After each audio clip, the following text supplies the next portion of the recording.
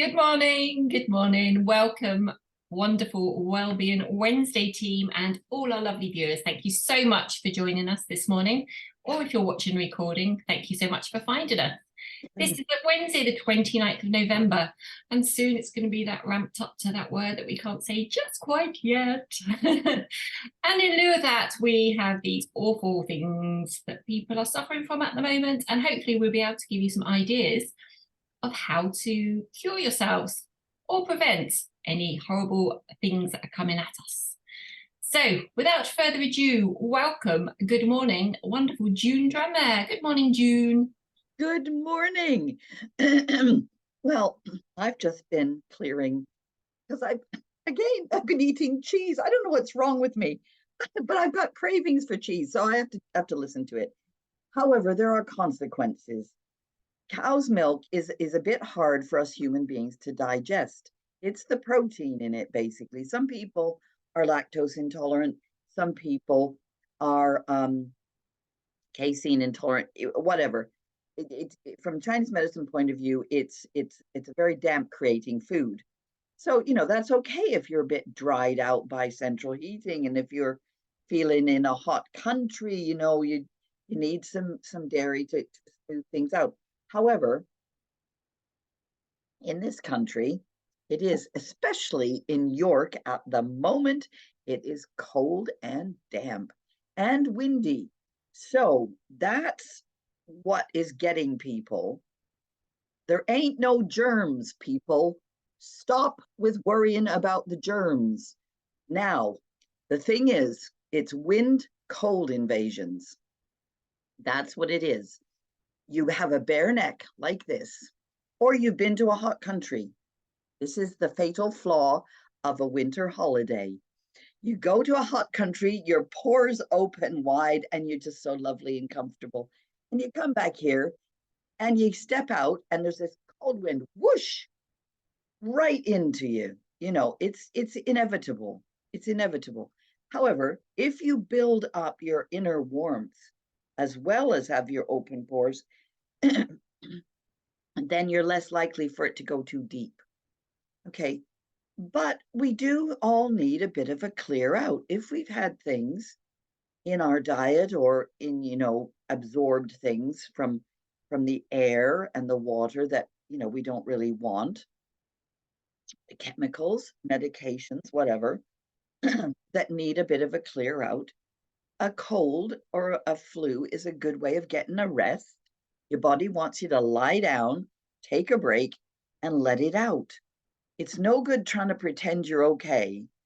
You're not going to go spreading germs. Somebody said this to me the other day. I've got a horrible lurgy. I don't want to come in and give it to you. I said, I don't believe in that. If I want a cold, I'll get a cold. I'm not afraid of your lurgy at all. You're poorly. Come in. Let me help you. If I get ill, it's my own business. It's not your fault. And then I found myself saying, we are never infected by someone else. I'll say that again. We are never infected by someone else. Okay? This has got to get into our brains and into our hearts because we're brought up with this fear of germs, and it's ridiculous. It's absolutely ridiculous. Germs and viruses are with us the whole time, and they are not going away, but they're not the cause of illness. But we are affected by other people. Okay, I didn't say all that to her. I said, we're not infected, we're affected. And then I thought, you know what? That's probably not the first time anybody said that. I can't claim any, copyright on that. But it just really struck me that that's the way to express it. We are connected to each other through the water, as we know. I've just been listening to Pam Gregory again this morning. She's got this fabulous video about the new moon in Sagittarius on December 12th. If anybody wants to watch it, it's excellent. We may very well have Claire on here doing one next week of our own. But what she's talking about is focusing on love and kindness and peace and harmony and all the lovely things. And it's not airy-fairy. It's not ignoring the other things. It's just not allowing them to become part of our water. It's the water that carries things and the water that we spread out to other people. We breathe out, we respire water, we inhale what there's water droplets in the air. We drink water and we excrete water. So everything that we think and feel is in our water. Okay. If someone's upset around us, we have empathy and we feel their feelings quite a lot. So that's going to throw us off balance a little bit. So we have to just keep consistently trying to keep back on balance. So in terms of keeping the wind cold at bay, because wind cold does help us do the clearing, but we don't want to be overwhelmed. I know people who are constantly getting ill every weekend because they suddenly relax. They've been go, go, go at work, and then they go, oh, snot, snot, snot. You know, it's like that. Where, I work with children. It's snot and poo everywhere. So the thing is to warm your tummy, eat warm foods in the winter, warming foods, not overheating foods. However, we've just been trying out the new ginger and garlic tea with added extras. I made some last night and I just warmed it up. It's got chili in it and it's got turmeric. And I made a big jar of it and I just poured a little egg cup of it and it's powerful. So, vary it according to your own tastes. That will help clear any accumulations in the throat area and open things up so they can get out in a nice, easy way. But wear scarves, keep your necks warm, keep your ankles warm, keep your tummies warm. I've been using Moxa actually again, which I can talk about another in my little holder here. And that's really useful to warm up your tummy or any areas of injuries as well. If you've, like me, had an injury to your shoulder, I've right now got a nice warming plaster on there because it's still been feeling a bit vulnerable because I'm out on my bike in the cold winds. Keep your ankles warm, ladies and gentlemen. It's really important to wear boots and socks that cover your ankles at this time of year. I can't tell you the number of people I'm telling off for wearing silly little short sporty socks. Yeah, ridiculous in this weather. Cover up your ankles. They're for hot, sweaty people who are running. This is fine. Wear them when you're running if you're doing that, but make sure if you go out in the cold winds, cover up your ankles and your kidneys. There's a saying in Chinese medicine. Well, it's not a saying. It's an advice. Put a silk scarf around your kidneys if they're feeling chilly. Just a thin silk scarf around your waist. No one will notice, especially if you got lots of layers on, which you should have at this time of year as well. So yeah, I think that's enough from me. Thank you. Dear, I do so many things wrong. Sorry. Yeah, well, we all do, darling. I ain't perfect. That is for sure. This is just stuff that I've accumulated. And, we have to try our best, don't we? That's all we can do. Valuable information as always. June, I saw there was do you have a list of warm foods? And as far as I'm aware, you do have a kind of chart with cool foods and warm foods, don't you? Yeah, there's a wonderful guy, a colleague of mine called Davrick Leggett, who wrote a lovely book called Healing Ourselves. And I take his lists because he already did them, and it's damn near perfect.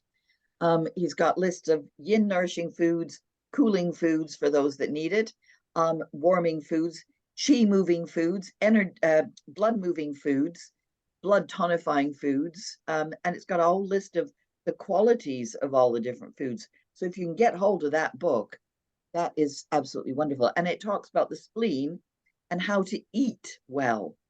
Like, don't eat in front of the computer like I do all the time. And don't have business lunches because you're never going to digest it. never.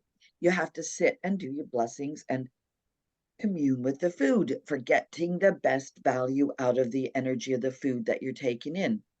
You know, that kind of stuff. He talks about the spleen and the importance of the spleen as the center of the earth energy and all that stuff. It's an excellent book.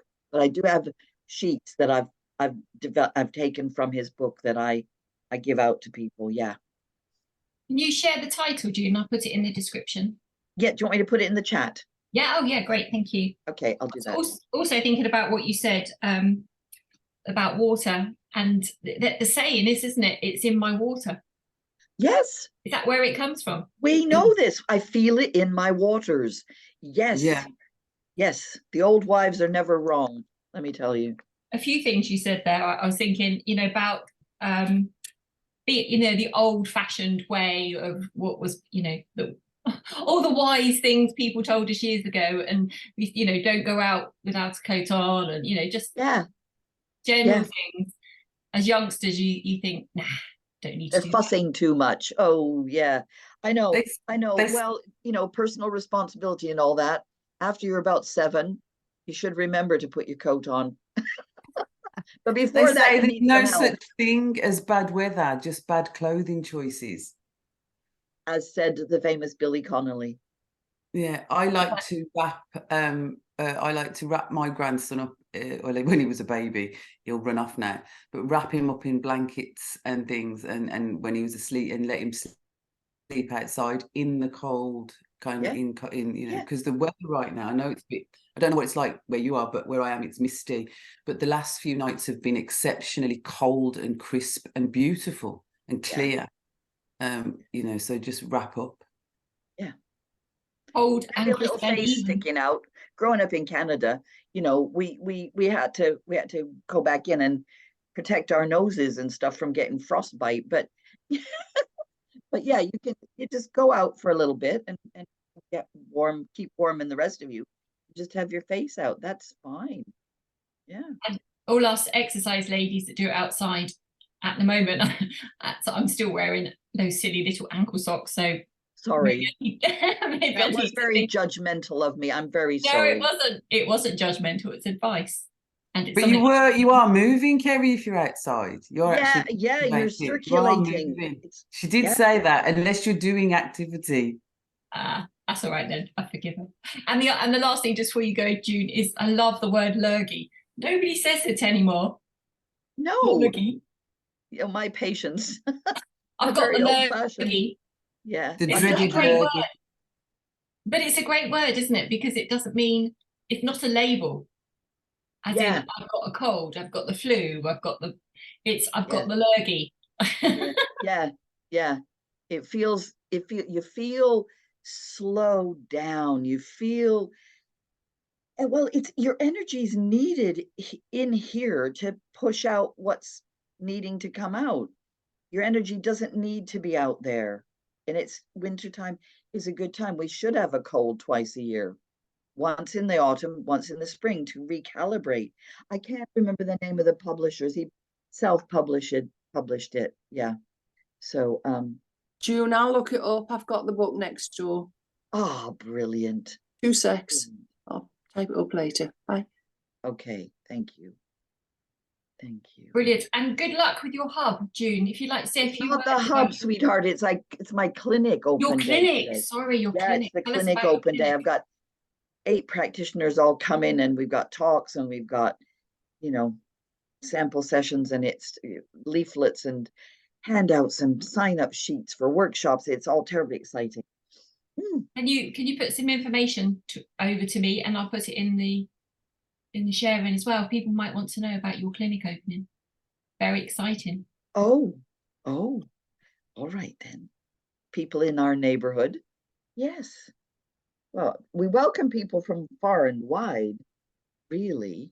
Well, good luck, June. I hope all goes well, and come back and tell us how it all went. Thank you. Yeah, I'm going to be having a sleep in on Thursday to recover. Yeah. We'll be thinking about you and sending love. Thank you. And thank you for this morning. Bless you. Thank you. It was a bit full on. I'm still in Mars mode. She was talking about different planets, and I'm going, no, still in Mars. Have a lovely day. Hope all goes well, and we'll see you soon. Take care. Thank Bye-bye. Love you. you. Good morning, Robyn. Good morning and welcome, Robyn. How are you doing? Good morning, everybody. Just put the light on. Okay, so let's warm ourselves up now. June has just said about keeping warm. So let's just start off with a gentle walking practice. Just nice and gentle, like we're just strolling through the woods. And just breathing in and out, nice and gently. Connecting to your body. Connecting to the ground. Imagine your feet. Connecting deeply into the earth, grounding. And opening up kidney 1 point there, so we can absorb the nourishing energy from the earth. You can do this seated as well. Remember to always listen to your own body. Do what feels comfortable. If there's pain, there's no gain.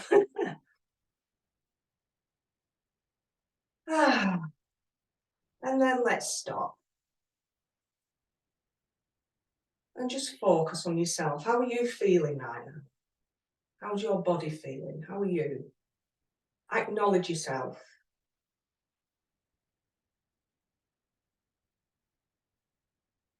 And then let's cross over.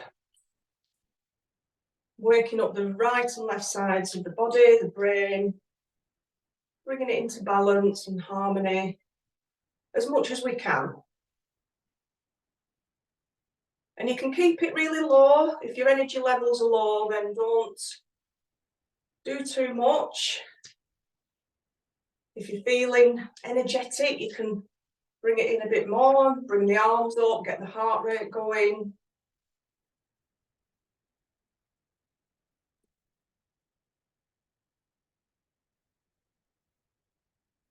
And then stop.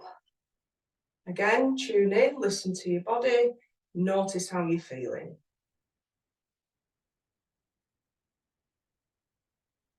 And let's do the twist. So tapping at the front of the lower abdomen, just underneath the navel, and the back of the body, what they call the Ming Men, the gateway to vitality.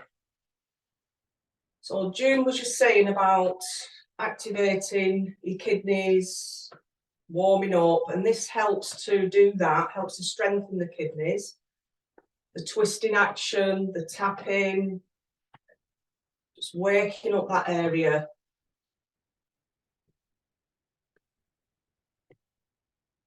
Just breathe in and out, nice and gently.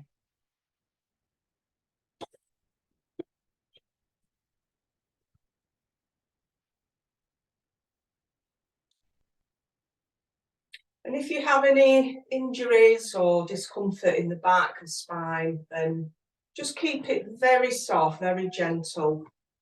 Don't twist too far. Allowing your shoulders to relax.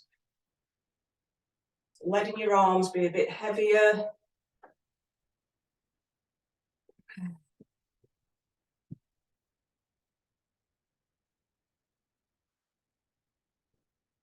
This is very good to open up the body, open the spine, all the joints in the body. So keeping your knees soft as well. And just notice where you can feel this. So for instance, from your attention, your feet and your ankles, you can feel that little twisting through there. The knees, the hips, the waist, the spine, the shoulders, the neck. And if you want to just turn your head a little bit, just make sure you don't turn too far, especially if you're prone to vertigo, dizziness.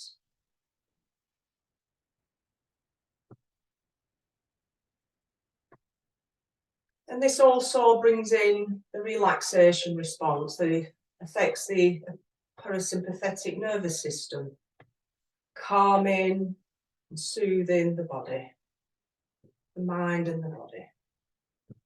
And then just slow it down until you come to a standstill. Just letting your arms drop to the sides. Now, if you do that for quite a long time, you actually feel like your arms are longer because you're releasing tension in the body, in the shoulders. You're relaxing. And it's a good indication, if you notice when you're twisting, if your arms feel like you have to move them, then you've got tension. But that's just an observation, there's no judgment. The more that you practice these practices, the less tension you'll have, or you can release tension as you go along. Right, let's warm the hands up. Activate some Qi. In between the fingers on the backs of the hands as well. So we do this naturally anyway, don't we? A lot of it is instinct. When we're cold, we warm our hands up. And there's a practice that you can do. If you bring the outside edge of one hand, go into your little finger, and just rubbing across the centre of your palm, in between the index finger and the middle finger. We've got a Laogong point there. That's one of the acupressure points, and we'll warm that up. And your hands should warm up quite quickly, unless you've got any, like things like Raynaud's. Sometimes it can be a bit challenging, but still good to practice. It's like you're rubbing sticks together to create a fire. And then let's just notice how that hand feels that we've just been rubbing. It might feel a bit heavier, a bit more engorged with blood, a bit more tingly, warmer, hopefully. And then we'll do the opposite side. So in between the index finger and the middle finger, going across the palm towards the fleshy part of the thumb.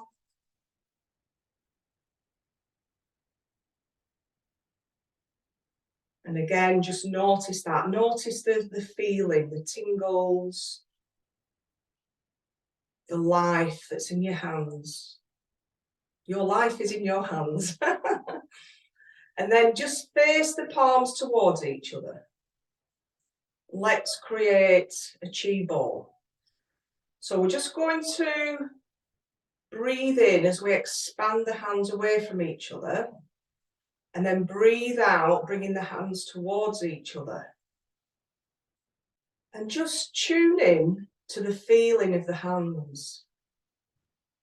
What can you feel, if anything? It doesn't matter if you don't actually feel anything, it's still happening, the energy's still there, the Qi. And this can help to build up your energy. Warm up the body.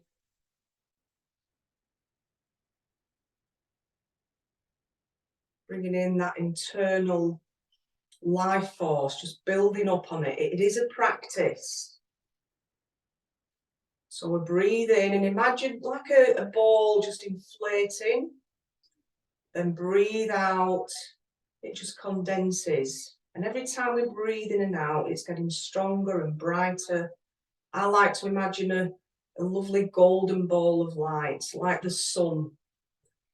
So when you think of the sun, it's warming, and this helps to warm your body up. Breathe in and expand. Breathe out and condense. And then just let that ball get a little bit bigger. Breathing in the lower abdomen. Breathe out. And then just breathe in the front of the body, the back and the sides, moving further up through the body from the lower abdomen. So the abdomen, the thoracic part of the body, and then the upper thoracic part of the body. So up to the collarbones, down to the abdomen again, breathing in, full body breath, breathing out. Ideally, breathing in and out of your nose to build up the oxygen and just bringing in that life-giving energy, expanding through the ribs, opening up the airways to the lungs.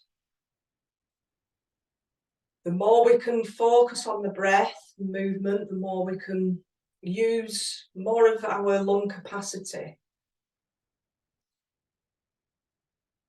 And then we're going to start to move just gently. We're going to turn to one side and just lifting the arms up gently, then coming back to the centre. Gather the ball, turn to the opposite side, lifting the arms up and back to the centre. When you turn to the side, so if you turn to the left, you lift the right heel up. When you turn to the right, you lift your left heel up. Keeping the legs nice and soft, not locking out the knees. Gather the ball, then breathe in and expand. Breathe out, back to the centre, bending the knees slightly. Breathe in, lifting, and out. This is called the Flying Phoenix, taken from set 2 Shibashi. This is really good to strengthen the kidneys with the twisting and activating the kidney 1 point when you lift your heel up off the ground. You're also activating the spleen, the liver, the stomach with the twists and the rising up. It also helps to bring the oxygen up to the brain, the bloods, with the lifting, activating, good for the heart. So it's a really good all-rounder exercise or practice. Breathe in, rise. Breathe out, gather. This is where we rest. And then we rise again, just like the phoenix, coming down, resting when we need to rest, and then rising up again when we feel like we can rise, not rushing.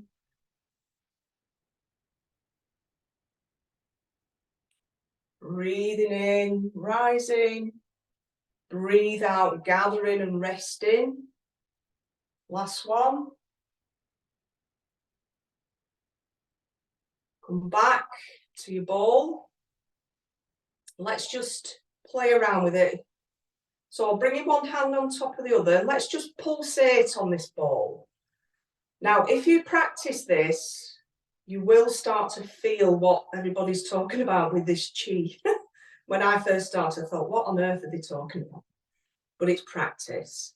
Turn your ball around and then pulsate again. Breathing in and out nice and gently.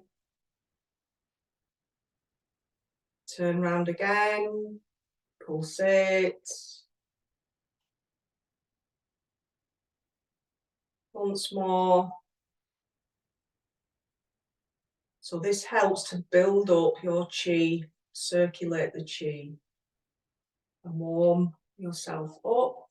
The next one that we'll do is called pushing and playing or undulating waves. So we're going to bring the hands just up towards the chest, up towards the shoulders, and then bringing the left foot in front. The right foot goes out to the side like a 45-degree angle, just for balance. Don't put it directly behind the other one, to the side. And then we're going to push down with the hands. Put the full weight onto the left leg, lifting the right heel off the ground. Then we come back onto the right leg, lifting the left toes off the ground. Push forwards, lifting the right heel off the ground, the hands come up. Pull back, lifting the left toes off the ground and the hands come up. So we're pushing down through from the chest down to the lower abdomen, the lower dantian, then we rise up. Then we pull back. Imagine that chi coming up through the spine, over the head, and then down through the front body again. Coming up through the governing vessel at the back of the body, pushing down through the conception vessel at the front of the body. Breathe in as you come back. Breathe out gently as you go forwards. So this helps to, again, the lungs pushing forwards and opening. It also helps with the kidneys. You've got the gentle rhythm going forwards and back, activating that kidney point on the ball of the foot. Good for the spleen and the liver channels pushing down, the stomach.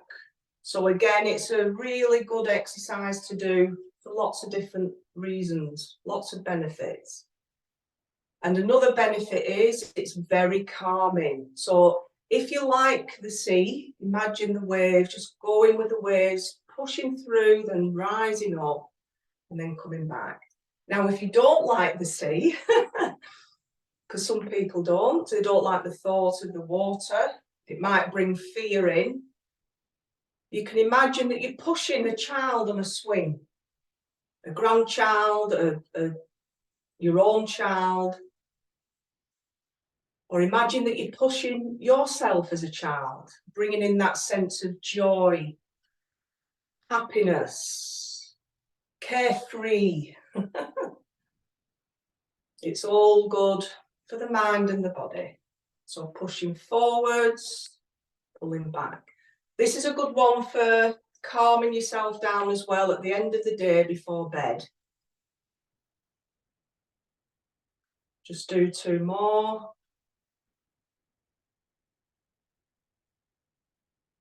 And then just bring your hands back, bring the feet parallel again. Remember, come back to that ball. And we're just going to do a centering exercise. We're going to bring, you've got your hand just facing up towards the sky, the palm underneath the navel. We're going to bring one arm round, gathering the chi. Breathe in. And then just straightening the hand, fingers pointing up, and coming down through the center line of the body as you breathe out. And again, gathering the chi with the opposite hand, centering, aligning. As you're sinking down, you can bend the knees if that's comfortable for you. Then breathe in, rising, gathering, and then breathe out, centering, aligning, and grounding. And you can even say affirmations for this. I am centered, grounded, balanced, whatever you want to bring in. And this just calls back your energy as well, especially if you've been busy. It's coming up to that time of year where we can get busy. So we need to just bring ourselves back to balance, back to ourselves, back to the present moment. Down to the lower dantian, and then last one, breathing in, breathing out. And then putting both hands on top of each other. Hopefully they're warm. If they're not warm, just give them a little rub again. And just resting your hands just underneath the navel. And just imagine that ball again, the golden ball in between the navel and the lumbar region, the spine, the door of life, the Ming Men. And just breathe in and out nice and gently. Filling up your reservoir of chi. This is good for if you're low on energy, if you're ill or being ill and you're recovering. Remember to replenish yourself, replenish your energy as often as necessary. If you're cold, you can put a hot water bottle. You can do this lying down or seated. You can have a hot water bottle there at the front or the back of the body just to warm through that area. Keep warm. Keep warming yourself up. And then let's just have a little gentle massage. Coming up on the right side of the body, down on the left. I'll just turn around. Just fully embodying that chi that we've cultivated. This is a direction of digestion. So nice and gently, just coming up under the ribs, down on the left, over to the right. So it's probably the opposite direction that you can see me. And then just bring your feet together. Notice how you feel. Bring a smile to your face, smile to your lower abdomen, and then imagine your whole body smiling. Bring your hands together to your heart. Thank you for joining this morning, and thank you for anyone who's going to watch later. Have a lovely, peaceful day. Give yourselves a bow. Well done. Thank you, Robyn. Amazing. And my favourite, flying phoenix. Yes, one of my favourites too. Makes you feel invigorated and ready for the day. That restored my energy. Thank you so much. And I think now we're speaking to the wonderful Helen Gibson. Good morning, Helen. How are you? Good morning, good morning. I'm good. I'm a lot better than I have been. I've had some health scares recently and heard of family members having different conditions and things. So the emphasis has really been on health. And I suppose what I'm going to come at is, because this is one of the things that has been slapped in my face almost, is preparation. Preparation, being prepared and preparing, and that's on a mental level, a physical level, spiritual level. And as we come up with, it's called cold and flu season. A season is 3 months, so it's not really a season. We usually have a cold for a few days or a flu for a few days.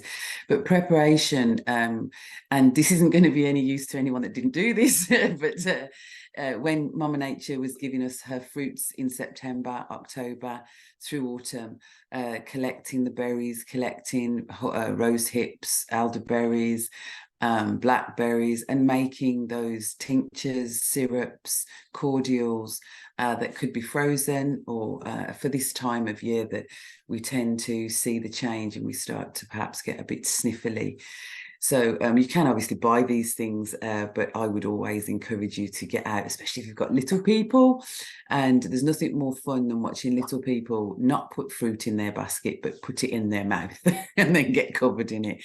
So just there's so many benefits to going out and finding the places in your locality, or maybe even getting further afield, and collecting those beautiful berries and offerings that at this time of the year are so very necessary. I actually got a bit confused a few years ago. I was like, I'm collecting them, but I don't feel like I've got a cold now. I get my colds and things in whenever I get them, and I've already drunk them and finished them.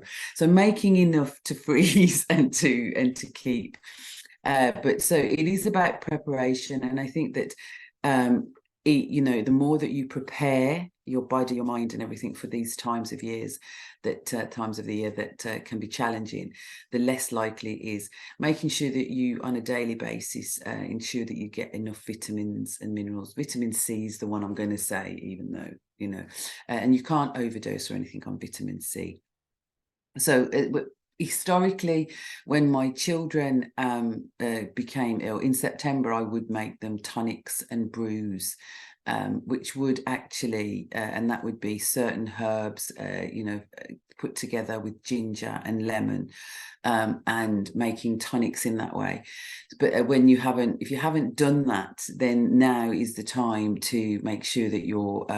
I've started having a lemon each morning with a bit of warm water and a drop of local honey. I am always going to encourage people, do find your local honey, and if you're in a town, if you're in a city, perhaps look at farmers markets, look at there will be bee growers in cities, but try and find your local honey. Not only is it great to support local business, but you're also getting a very natural product. Make sure that they are ethical and they don't feed their bees sugar water. and that you will have, there will have been a really good harvest. I know that a friend of mine had bees this year and she had a fabulous harvest of honey. So there is honey out there, and the bees are still with us. So do take advantage and get local honey. At springtime, it's essential for anyone that might be sort of have hay fever and things. It can really help. But obviously, if you've got allergies, then you need to check that out. So anything I say, take with a pinch of salt, and do your own research and know what works for your body. But I would encourage you. My go-tos are lemon, ginger, and honey. And chilies. June was mentioning chilies. So the first sign of a sniffle in my household, it's a soup day. The children knew it as they were growing up. They might not have liked it, but the first sign of Mama got a sniffle, that's it. They know that on that day they're getting a spicy soup, and a good vegetable soup. If you've got your own vegetables, use those. Obviously, there's still carrots and potatoes in the ground. You might still have some that you can like pick out, but again, get yourself to farmers markets. Unfortunately, I'd say go organic, but I no longer trust the organic movement after they said organic seedless lemons. I don't know how anybody can actually print labels that say organic seedless anything, to be fair.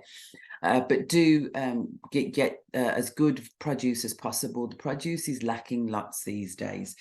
So do try to find good nutritious food. Make your vegetable soups, pop in a chili. If it's a little bit warm, you can use coconut milk. I like a soup with a bit of coconut milk sometimes, just gives it a different flavour. But soups, broths, I'm not a meat eater, but I'm very well aware of I believe there's a Jewish tradition of chicken soup. So good food, make your soups, make your stews. This is the time of year, and it really is environmentally dependent. Obviously, if I lived in a hot country, I wouldn't be looking at putting loads of root vegetables in my soup right now, because there's a chance that I wouldn't have many. Look at local, what the produce that would grow in your environment.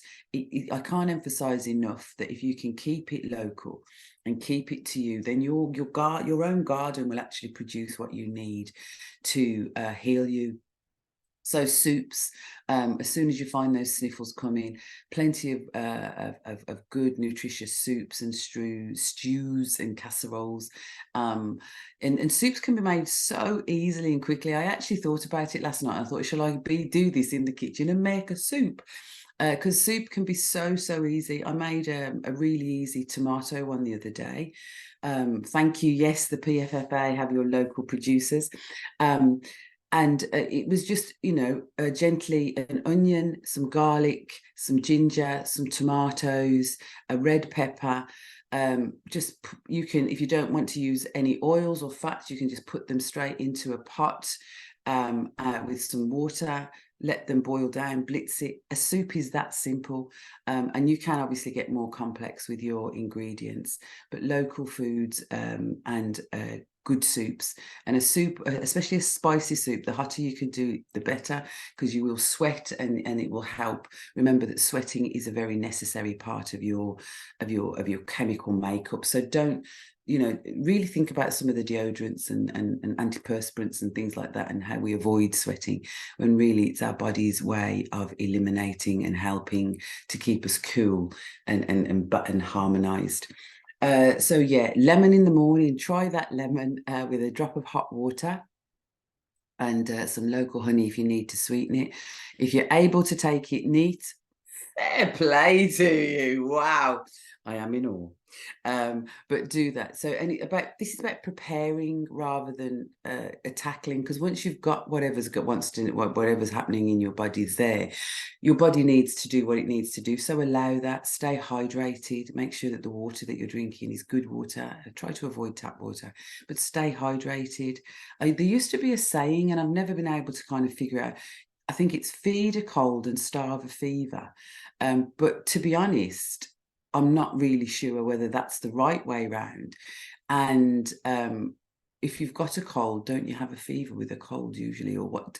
I'm not really sure what distinguishes one thing from another. So if there are any wise women here that know this, please do share with me. Do share with me which way around it is. Your mindset, so preparing your foods, obviously in the autumn, through the winter, preparing the foods that you're going to eat, and as you're preparing these soups and as you're drinking these drinks, setting intentions into your food. June briefly mentioned about blessing your food and taking time with your food. As you bless your food, you're setting an intention with your food.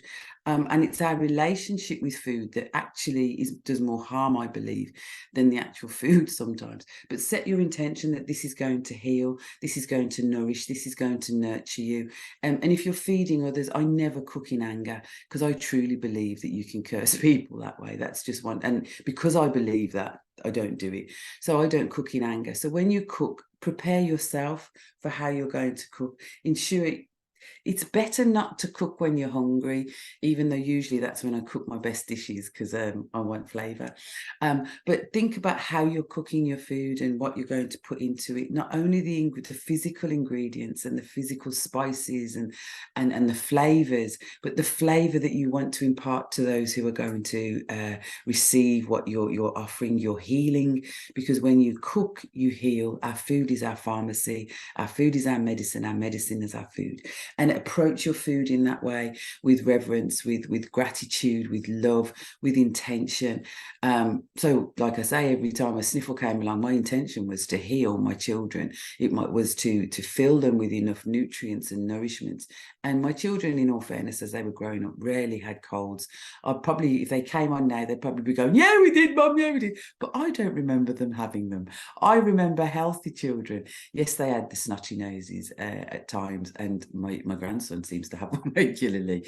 But it's not, but think about how you're preparing your food and what you're putting into your food and what you want your food to do.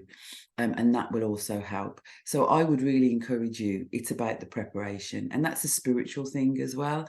On a spiritual, energetic level, you know, the food that you're eating is energizing you, that it is doing you good. We talk about guilty pleasures and naughty foods. Release that. There's no such thing as a guilty pleasure. It's just, how can you have a guilty pleasure? It's pleasure or it's guilt, and guilt's a useless emotion, so you want to kind of get rid of that one too. I know that, so think about how you're preparing your food, what foods you're preparing, what you wish to impart, what you wish to be received as you make your offering. And also, if you don't cook for yourself, and you are one of those people that have fast foods and different things, you are what you eat. I would encourage you not to do these things. But bless your food, rearrange the intention, because as June was mentioning, water, oh my gosh, we could talk all day on water, but water holds memory, water holds the intention, and we are all, the whole place is filled with water. So energizing the water and things like that. So there's water in the food that someone else has prepared in a factory even. So re-energize that water. Robyn's just showed us about Qi. Honestly, as you're doing your Qi, do your Qi into your food, energize your food. And those that do Reiki know this already. Anyone that practices Reiki already energizes their food. They energize their house. They fill their house with the Reiki energy. But you can choose the energy that you want to fill your house with, that you want to fill your food with, that you bless your food with, that you give a gratitude to your food. And should you find yourself not feeling great, be grateful that you're not feeling great, because your body is working perfectly. Your body is doing what it needs to do in order to keep you well. And I think that that's something that you really need to know. Stop demonizing the how you're feeling. If it is something that you've induced yourself through incorrect treating yourself badly, then put yourself right again, because you can. That's how amazing we are. We really, really can. As I said earlier, I had a bit of a health scare, and I've gone through a whole load of stuff about not being happy with myself because I wasn't committed properly. So being healthy might take some effort, but being unhealthy takes a whole lot more. So just think about that. And on that note, that's as much as I'll say today. be well and take care, and know that you are absolutely amazing. Our bodies are amazing, and whatever your body is doing is communicating with you. Work on that relationship, actually prepare that relationship and execute that relationship with your body. Get to know your body, listen to your body, honor your body, honor yourself. You are amazing, and you are constantly just in a process of healing, rejuvenation, release. Remember, it's all a cycle as well. So, you know, when you're releasing, allow that. When you're receiving, allow that, and offer gratitude. Bye, you awesomeness people. Wise words, Helen. Food is medicine. I love it. Thank you so much. And I've definitely learned through Wellbeing Wednesday, and I'm still learning not to be scared to be ill, because that, I think it's because being ill stops me doing what I want to do. So again, trying to override what my body's telling me. Yeah, we're hardwired that way, though. Not hardwired, sorry. We're programmed that way as well. I mean, prior to this stuff that went on, which is the reason that we're all here, we used to go to work with colds. And I remember saying when I used to manage, and I'd say to them when they come in, why are you bringing your, go home and let yourself do what you need to do. Why are you bringing this in here? Go home, be well. And if we actually take time to allow ourselves to let our body flush it through, we're a lot better. But we use Lemsips and what was the other one called, to mask all the symptoms and kind of try and not eradicate the symptoms, just mask them. But let yourself be, let your body do what your body needs to do. Exactly. And all these suppressants, it's it's the name, suppressant. So if you're taking it, it's going to suppress, and it's not going to come out, and it's not going to go away. And it's just very logical when you think about it. And use all the wonderful things that we have talked about throughout the year, Wellbeing Wednesday. If you look back, even last year, and I'll try and get some links from there, we talked about these things and how to keep well especially through winter.